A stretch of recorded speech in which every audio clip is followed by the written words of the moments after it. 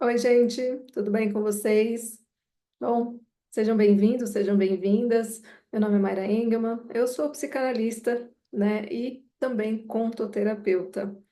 Aqui eu inicio uma série de vídeos, né, para trazer para vocês um pouco do conteúdo dessa obra maravilhosa que muitas pessoas conhecem, principalmente as mulheres, que é, deixa eu ver o que vai aparecer aqui, ó, Mulheres que Correm com os Lobos, da Clarissa Pinkola Estés. O objetivo dessa série de vídeos é realmente trazer, né, um pouco agora nesse primeiro vídeo, falar um pouco sobre a autora, que é uma mulher maravilhosa, ainda viva, né, que é a Clarissa Pinkola Estés, né, uma psicóloga, escritora, né, extremamente talentosa, né, com uma vasta experiência diante do ser humano, né? E com obras incríveis, principalmente nesse lugar da mulher. Então, vou falar um pouquinho sobre ela, né? E iniciar com a leitura de alguns trechos aqui do começo, né? Ler o prefácio, que é a coisa mais linda, né? Curtinho. E aí depois ela fala um pouco, ela traz uma parte introdutória nesse livro, falando um pouco sobre a definição desse arquétipo da mulher selvagem, né? Para que fique claro o que isso significa, porque a partir desse nome selvagem, infelizmente, né, a nossa civilização, ela trouxe uma conotação pejorativa para esse lugar do selvagem, que na verdade diz respeito a algo natural, né? E que é justamente o que a civilização tenta cortar, né? Ela tenta tirar isso que é a nossa parte mais instintiva, aquilo que realmente nos tornaria autênticos e não cópias, como a gente vê acontecendo.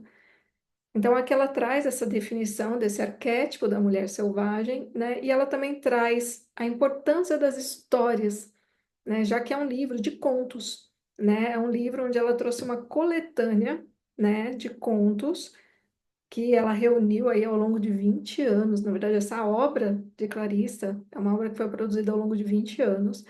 E ela trouxe contos, por quê? Justamente dentro do entendimento que eu vou ler aqui para vocês, né, de como funciona, né, a força que existe, o poder que existe das histórias, para que a gente se conecte com a nossa alma e para que a gente cure o nosso psiquismo.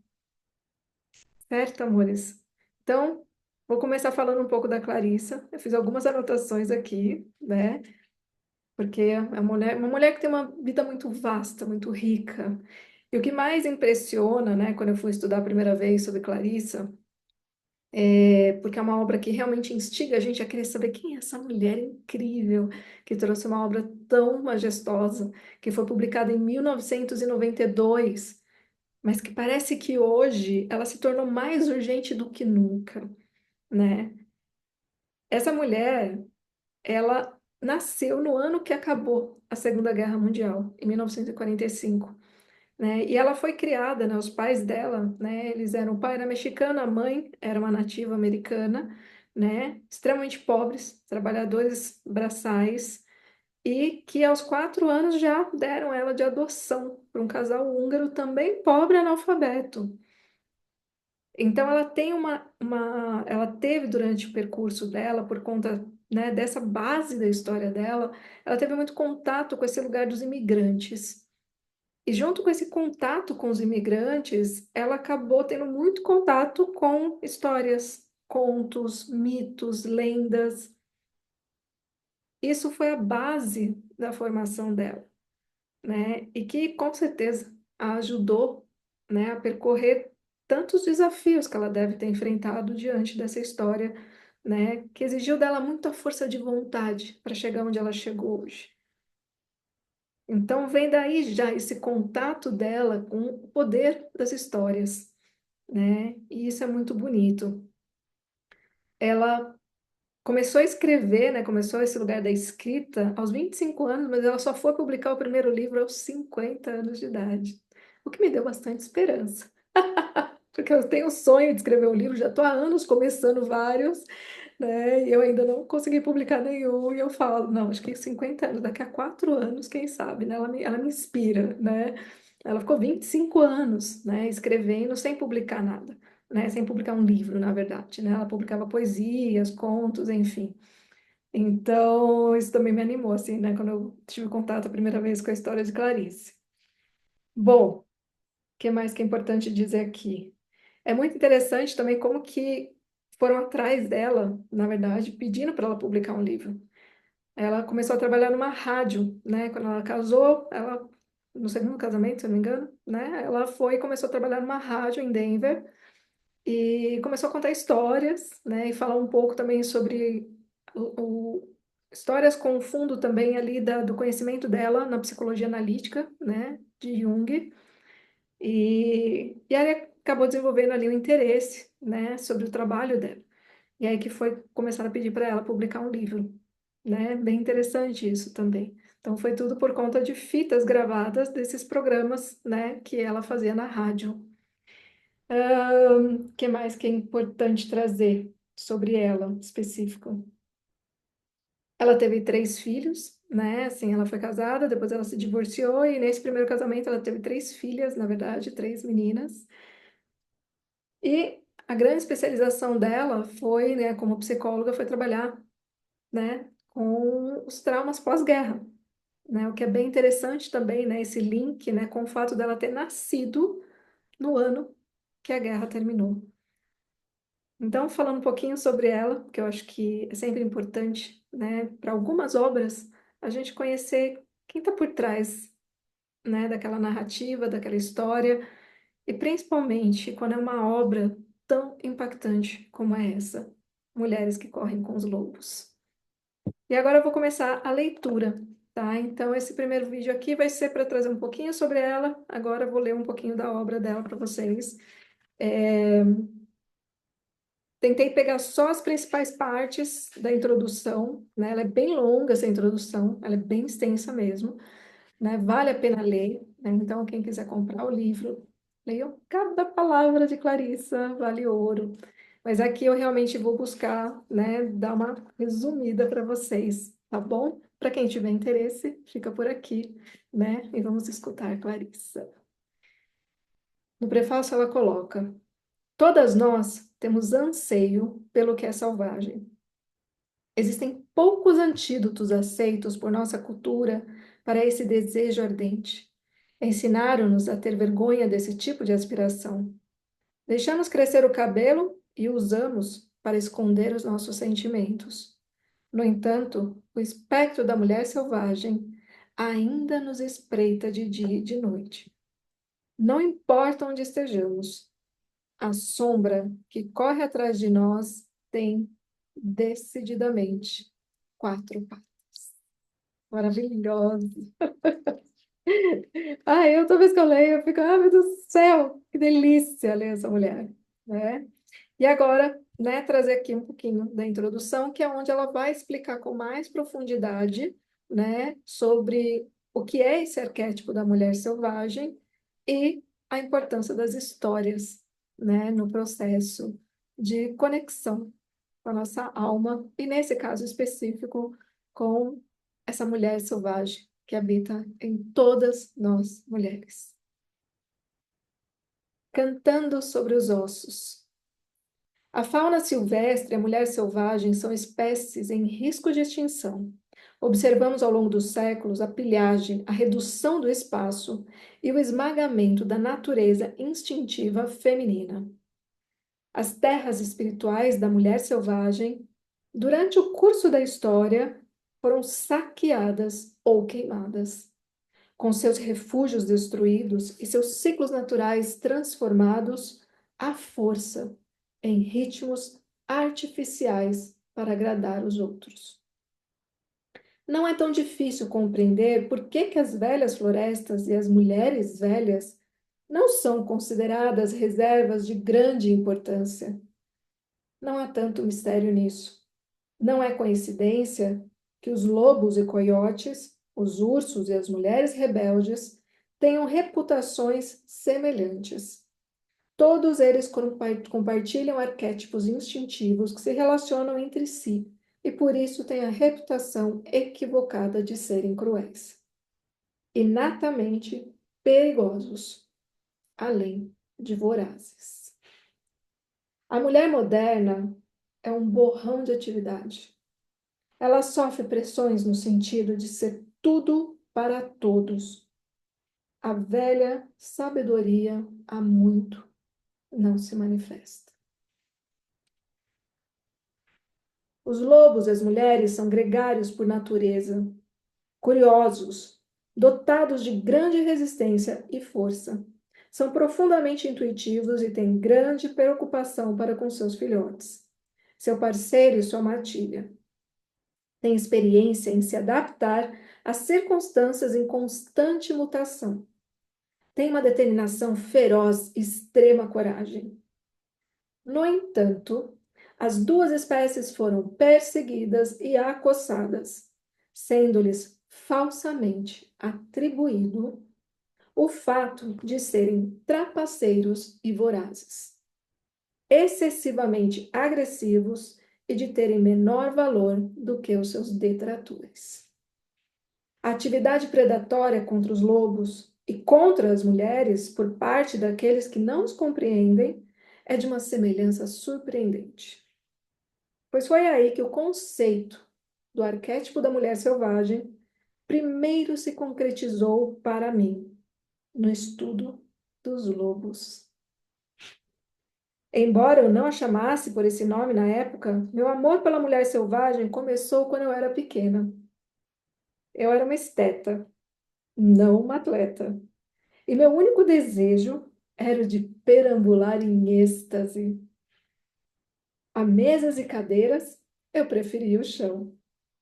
As árvores e as cavernas, porque nesses lugares eu sentia como se pudesse me encostar no rosto de Deus. Tive a sorte de crescer na natureza. Lá, os raios me falaram da morte repentina e da evanescência da vida. Uma loba matou um de seus filhotes que estava mortalmente ferido. Para mim, foi como uma dura lição sobre a compaixão e a necessidade de permitir que a morte venha aos que estão morrendo.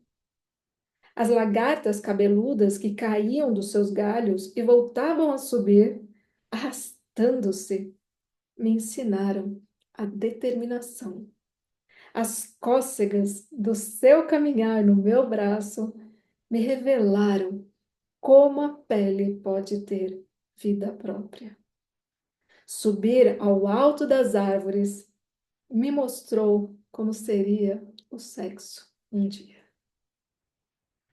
Minha própria geração, posterior à Segunda Guerra Mundial, cresceu numa época em que as mulheres eram infantilizadas e tratadas como propriedade. Elas eram mantidas como jardins sem cultivo. Mas, felizmente, sempre chegava alguma semente trazida pelo vento. A mulher que se enfeitava despertava suspeitas. Um traje ou o próprio corpo alegre aumentava o risco dela ser agredida ou de sofrer violência sexual.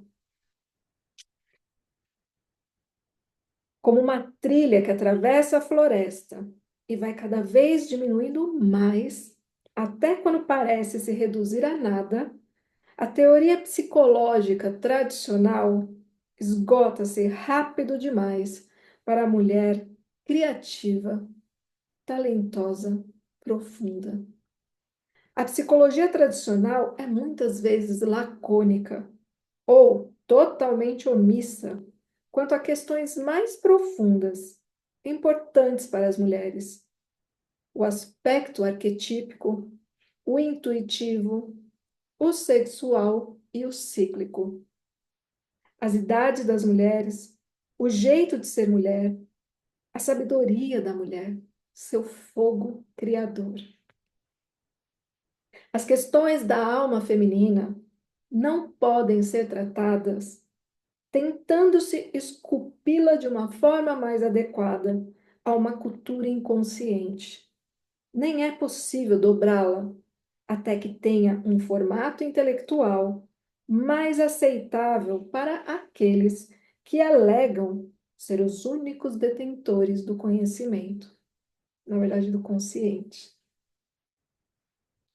Na verdade, a meta deve ser a recuperação e o resgate da bela forma psíquica natural da mulher. Os contos de fadas, os mitos e as histórias proporcionam uma compreensão que aguça nosso olhar para que possamos escolher o caminho deixado pela natureza selvagem.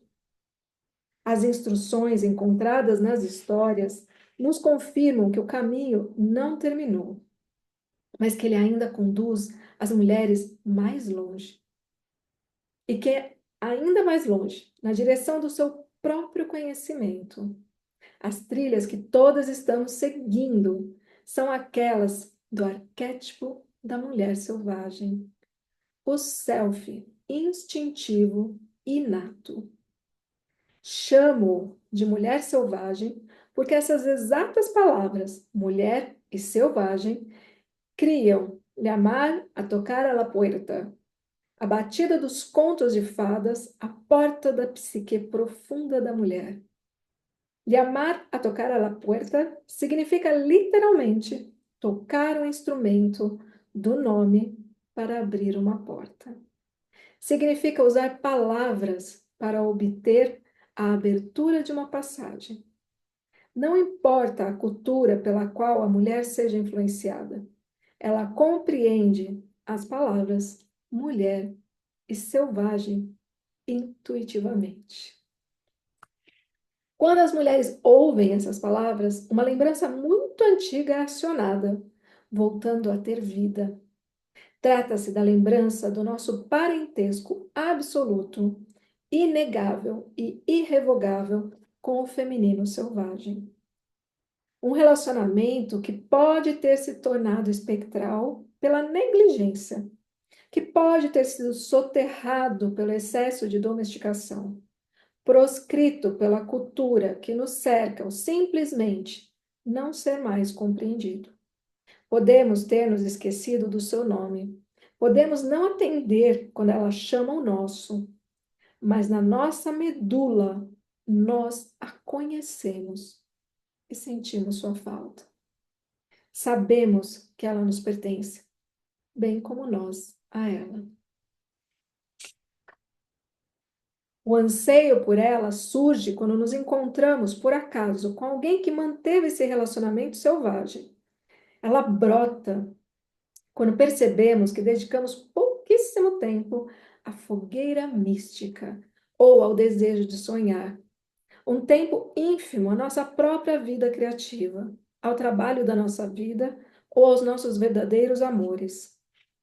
E quando farejamos o seu rastro, é natural que corramos muito para alcançá-la, que nos livremos da mesa de trabalho, dos relacionamentos, que esvaziemos nossa mente, viremos uma nova página, insistamos numa ruptura, desobedeçamos as regras, paremos o mundo, porque não vamos mais prosseguir sem ela.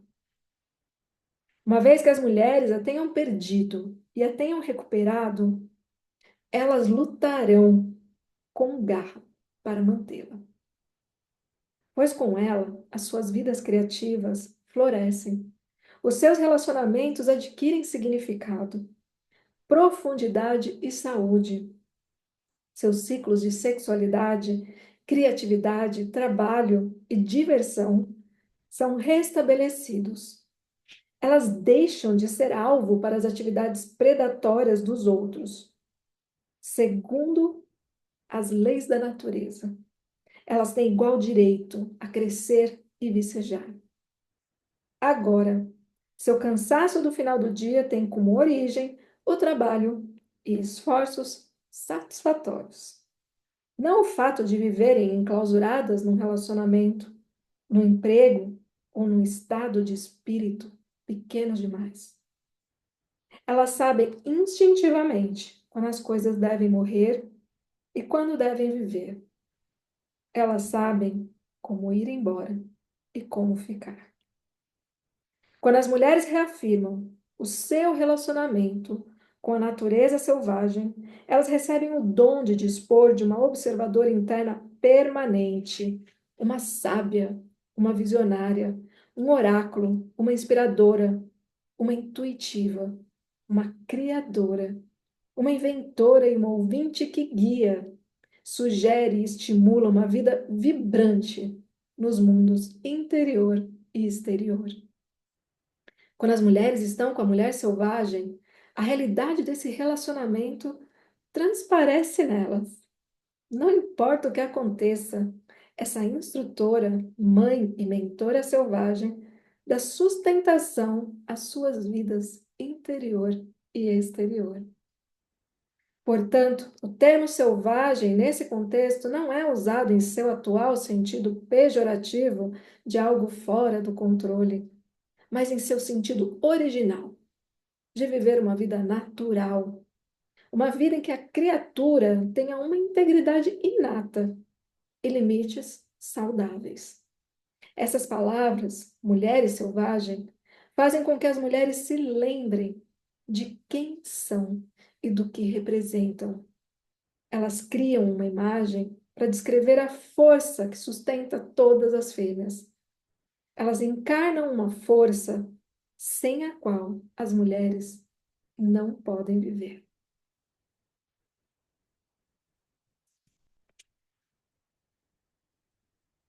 Quando perdemos o contato com a psique instintiva, vivemos num estado de destruição parcial. E as imagens e poderes que são naturais à mulher não têm condições de pleno desenvolvimento. Quando são cortados os vínculos de uma mulher com a sua fonte de origem, ela fica esterilizada. E seus instintos e ciclos naturais são perdidos, em virtude de uma subordinação à cultura, ao intelecto ou ao ego, dela própria ou de outros. Ela abre canais através das mulheres.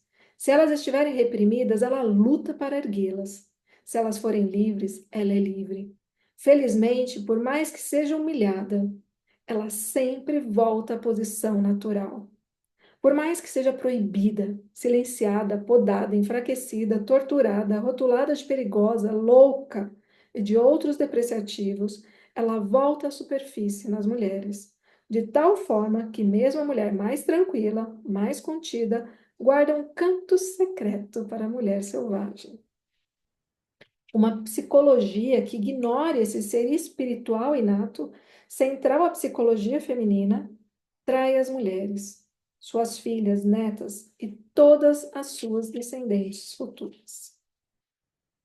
Uma mulher saudável assemelha-se muito a um lobo, robusta, plena, com grande força vital, que dá a vida, que tem consciência do seu território, engenhosa, leal, que gosta de perambular. Entretanto, a separação da natureza selvagem faz com que a personalidade da mulher se torne mesquinha, parca, fantasmagórica, espectral. Não fomos feitas para ser franzinas, de cabelos frágeis, incapazes de saltar, de perseguir, de parir, de criar uma vida. Quando as vidas das mulheres estão em êxtase, tédio, já está na hora de a mulher selvática aflorar.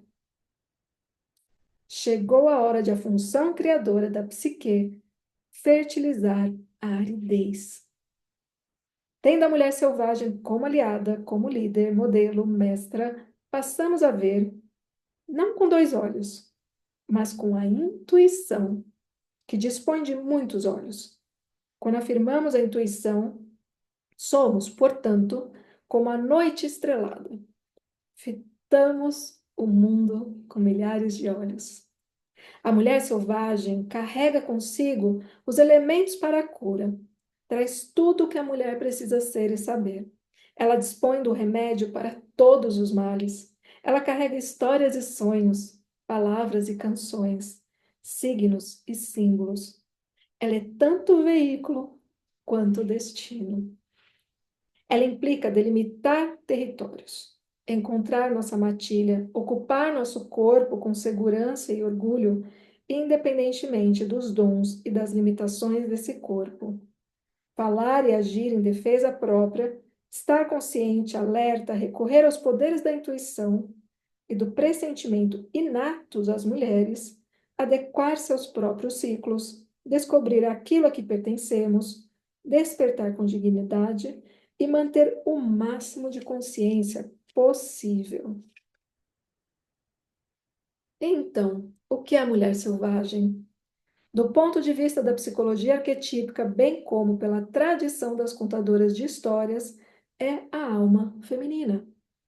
No entanto, ela é mais do que isso. Ela é a origem do feminino. É tudo o que for instintivo, tanto do mundo visível quanto do oculto. Ela é a base. Cada uma de nós recebe uma célula refulgente, que contém todos os instintos e conhecimentos necessários para a nossa vida. Ela é a força da vida, morte e vida. É a incubadora. É a intuição, a vidência. É a que escuta com atenção e tem o coração leal. Ela estimula os humanos a continuarem a ser multilingües, fluentes no linguajar dos sonhos, da paixão, da poesia. Ela sussurra em sonhos noturnos. Ela deixa em seu rastro no terreno da alma da mulher um pelo grosseiro e pegadas lamacentas. Esses sinais enchem as mulheres de vontade de encontrá-la, libertá-la e amá-la. Ela é ideias, sentimentos, impulsos e recordações. Ela ficou perdida e esquecida por muito, muito tempo. Ela é a fonte, a luz da noite, a treva e o amanhecer. Ela é o cheiro da lama boa e a perna traseira da raposa. Os pássaros que nos contam segredos pertencem a ela. Ela é a voz que diz: por aqui, por aqui. Ela é quem se enfurece diante da injustiça. Ela é a que gira como uma roda enorme. É a criadora dos ciclos. É à procura dela que saímos de casa. É à procura dela que voltamos para casa. Ela é a raiz estrumada de todas as mulheres. Ela é tudo que nos mantém vivas quando achamos que chegamos ao fim. É a geradora de acordos e ideias pequenas e incipientes. É a mente que nos concebe. Nós somos os seus pensamentos. Ela deixa pegadas para que possamos medir nosso tamanho. Ela deixa pegadas onde quer que haja uma única mulher que seja solo fértil. Ela vive no futuro e volta no tempo para nos encontrar agora. Ela vive no lugar onde é criada a linguagem. Ela vive de poesia, da percussão e do canto. As pessoas podem pedir evidências, uma comprovação da existência da mulher selvagem. No fundo, estão pedindo provas da existência da psique. Já que somos a psique, somos também a prova. Cada uma e todas nós comprovamos não só a existência da mulher selvagem, mas também a sua condição em termos coletivos. Somos a prova do inefável no meio feminino. Nossa existência é paralela à dela. E agora falando sobre as histórias, né, a importância delas. As histórias são bálsamos medicinais. Achei as histórias interessantes desde que eu vi a minha primeira. Elas têm uma força. Não exigem que se faça nada, que se seja nada, que se haja de modo nenhum. Basta que prestemos atenção. E esse parágrafo, quando eu li, eu achei muito interessante, porque foi aqui que eu comecei também a lembrar do impacto das histórias na minha vida, que eu falo um pouco sobre isso no vídeo anterior, né, que é chamado como que é? As histórias que fizeram a minha história, uma coisa assim, tá? Quem tiver interesse, vai lá, que lá é um pouco sobre a minha história com as histórias, tá bom? Voltando aqui. Elas têm uma força, não exigem que se faça nada, que se seja nada, que se haja de nenhum modo. Basta que prestemos atenção. A cura para qualquer dano ou para resgatar algum impulso psíquico perdido está nas histórias. Elas suscitam interesse, tristeza, perguntas, anseios e compreensões que fazem aflorar o arquétipo, nesse caso, o da mulher selvagem. Às vezes, várias camadas culturais superpostas desorganizam os esqueletos das histórias. E foi assim que se perderam muitos dos contos femininos que continham instruções sobre o sexo, o amor, o dinheiro, o casamento, o parto, a morte e a transformação. Foi assim que foram arrasados e encobertos os mitos e contos de fadas que explicavam mistérios antiquíssimos da mulher. Da maioria das coletâneas de contos de fadas e mitos hoje existentes, foi expurgado tudo o que fosse escatológico, sexual, perverso, pré-cristão, feminino, iniciático ou que se relacionasse com as deusas, que representasse a cura para vários males psicológicos e que desse orientação para alcançar êxtases espirituais. No entanto, eles não estão perdidos para sempre.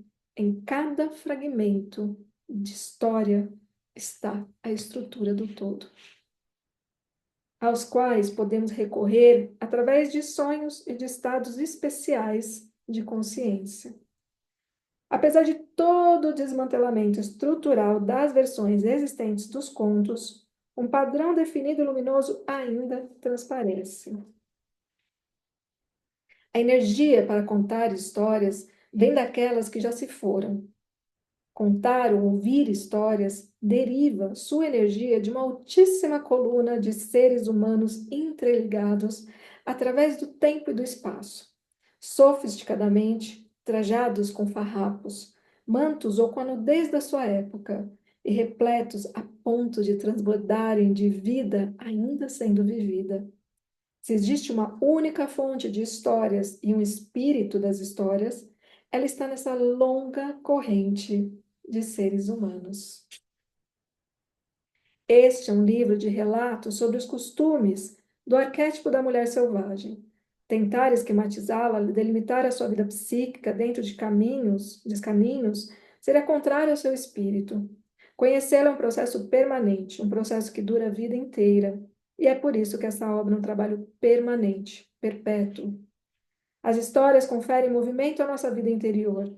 Isso tem importância especial nos casos em que a vida interior está assustada, presa ou encurralada. As histórias lubrificam as engrenagens, fazem correr a adrenalina, mostram-nos a saída e, apesar das dificuldades, abrem para nós portas amplas em paredes anteriormente fechadas. Aberturas que nos levam à terra dos sonhos.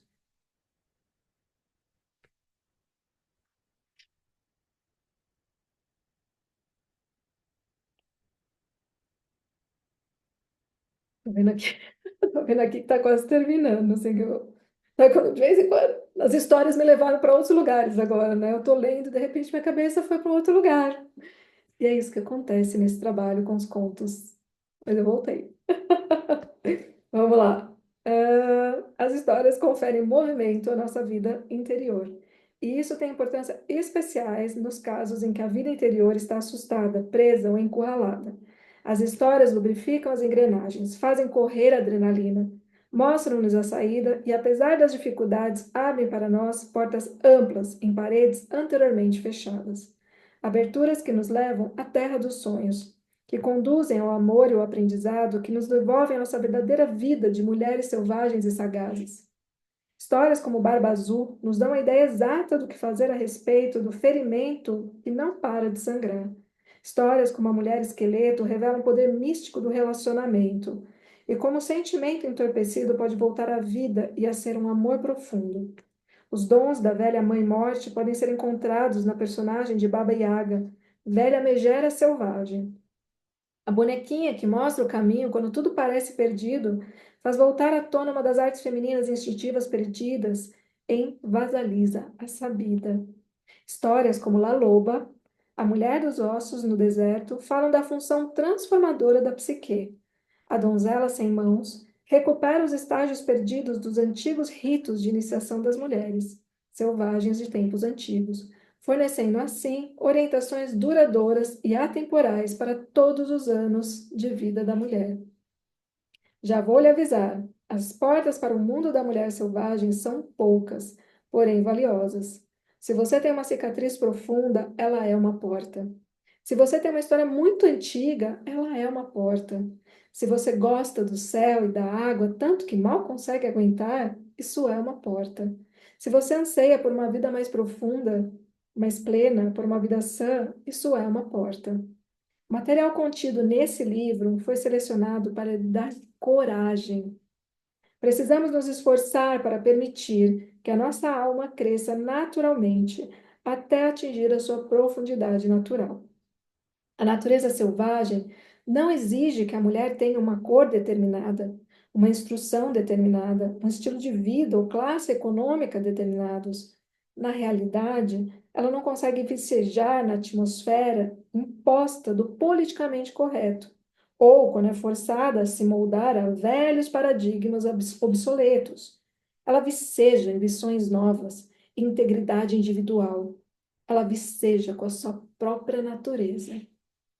Portanto, se você for introvertida ou extrovertida, uma mulher que ama mulheres, uma mulher que ama homens, uma mulher que ama Deus ou todas as opções anteriores, se você possui um coração singelo ou as ambições de uma amazona, se você está querendo chegar ao topo ou apenas levar a vida um dia após o outro, se você é animada ou triste, majestosa ou vulgar, a mulher selvagem lhe pertence. Ela pertence a todas as mulheres.